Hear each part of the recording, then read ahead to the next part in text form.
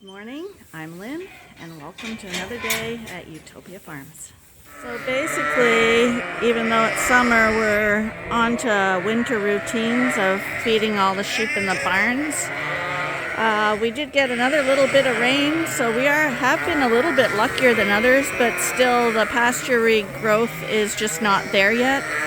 So in order to keep the sheep healthy and not get parasites, we do have to keep them indoors and feed them indoors until we get enough pasture regrowth that we could let them back out again.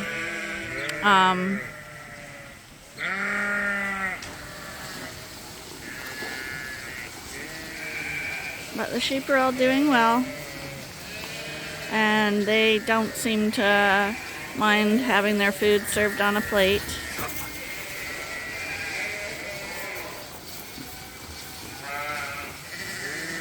And luckily we have tons of hay this year, so also it's not gonna be a problem having to feed them in the summer.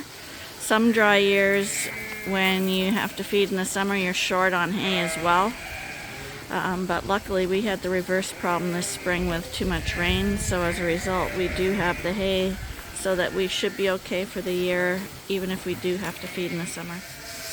And even my little Shetland is in the group, eating the grain with all the big girls. She looks like a little tiny lamb.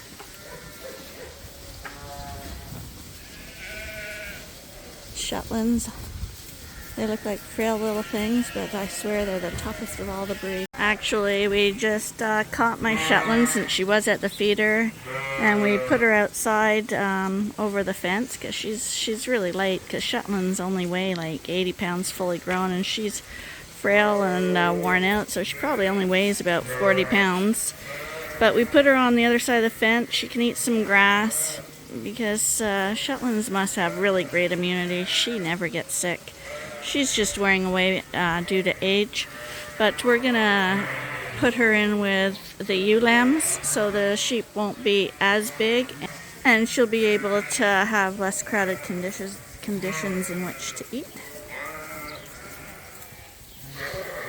I find it funny when you watch the news during heat waves and stuff and droughts, where you see reporters interviewing city people on the beaches and stuff, and they're talking about how they love the heat and they'd rather have the heat and no rain, because now they can go to the cottage and enjoy all the fruits of their labor, which I get.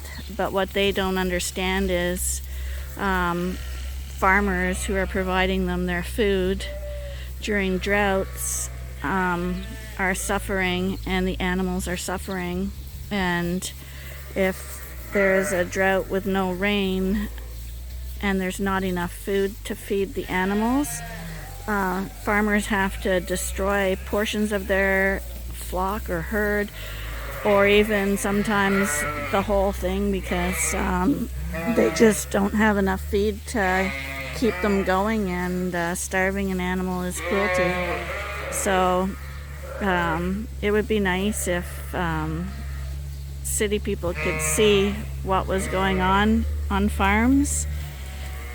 Sometimes I feel like farmers get a bad rap for mistreating animals and polluting the environment, but you can't survive without food, and we produce the food, and for sure there should be better ways of making it environmentally friendly, but that's where those city people come into play, where they can invent more efficient technology and means of keeping farms alive, because farms alive are people alive. Here we are with the boys.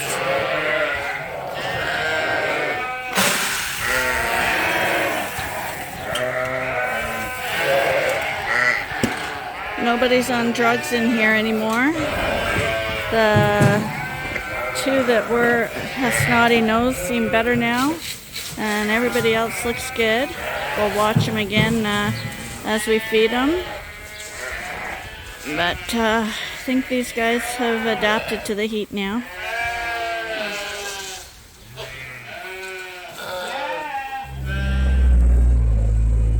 Doing night chores now. Basically, we spent a pretty quiet day trying to keep everybody relaxed and not stress them out.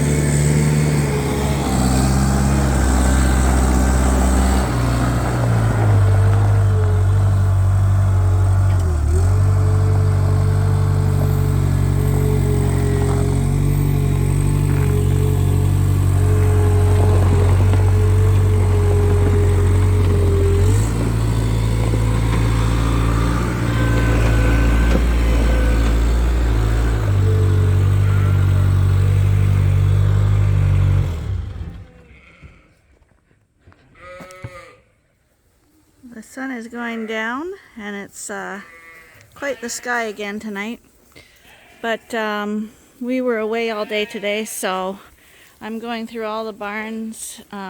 This group was all dewormed, but normally at our farm you don't hear coughing at all, and I'm hearing coughing, so I just want to make sure there's nobody obviously having problems.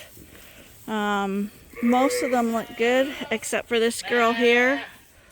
We just gave her antibiotics. She's standing off, and she's got a dirty nose. I'm gonna just search for any more. She doesn't have diarrhea or anything like that, but she definitely has a dirty nose. We've put a mark on her back, and we'll keep an eye on her. She was one of our potential show sheep, so hopefully she's okay in the morning. I blew her nose too, so you can't really tell that she had a snotty nose, but she did, and you can see she's holding her ears down, her head down, and it's hot. See, she's panting. When you have heat like this and humidity, yeah, you're gonna get sick. And even the one beside her, she's fine, but it's hard for you to see probably in this light. But she's puffing. Her little cheeks are blowing out. This one's got her mouth open. It's very, very hot.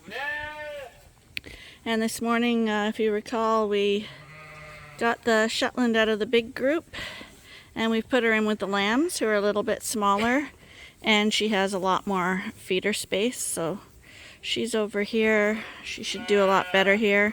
And the lambs are still feeding like a creep ration, so the Shetland will get finer grains. Hi, you look really nice. Oh my God, I was feeling sorry for them with the wool on, but right now I'm standing here getting eaten alive by mosquitoes. It's terrible.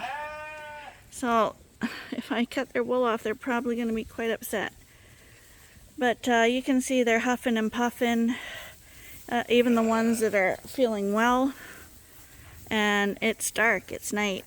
Normally they get a reprieve at night because of the darkness. The temperature usually cools.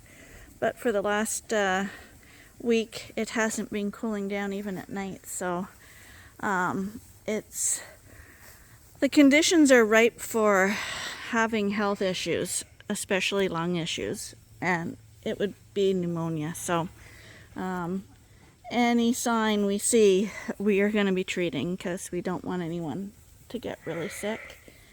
I'm not hearing too much coughing now, so hopefully she was the only one. You can see all our curtains are open.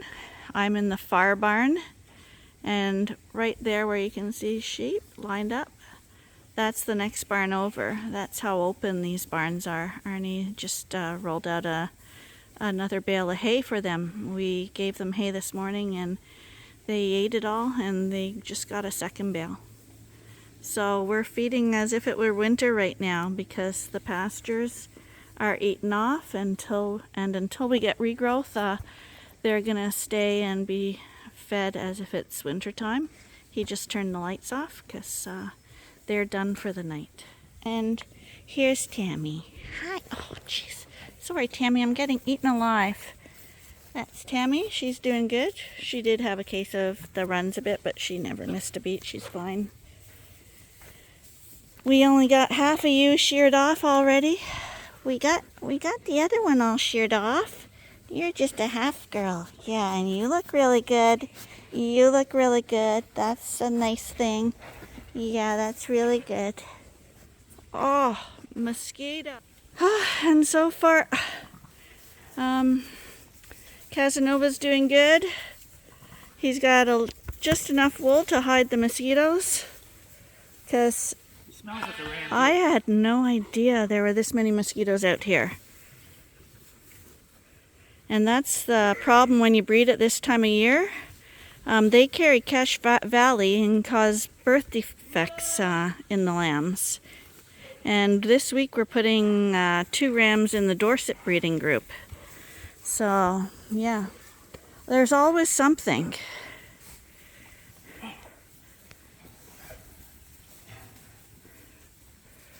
So we're just going to check the rams, make sure they're all okay. That's one of them that was coughing, that we treated. He's coughing, but he actually looks good, doesn't he? Or do you want to give him another one? Okay.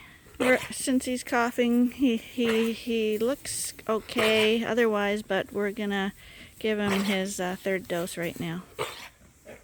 Oh, we just turned the lights off. We went through everybody. I see they got a few fireflies in here as well.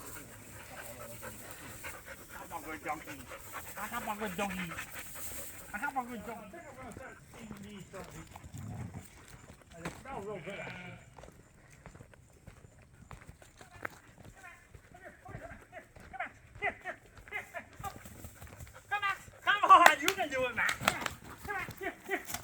Oh, there you go. Look at these couples right, and they love it. But please don't let them jump down. They don't. When you got the lights up there, they're the boss. They're high.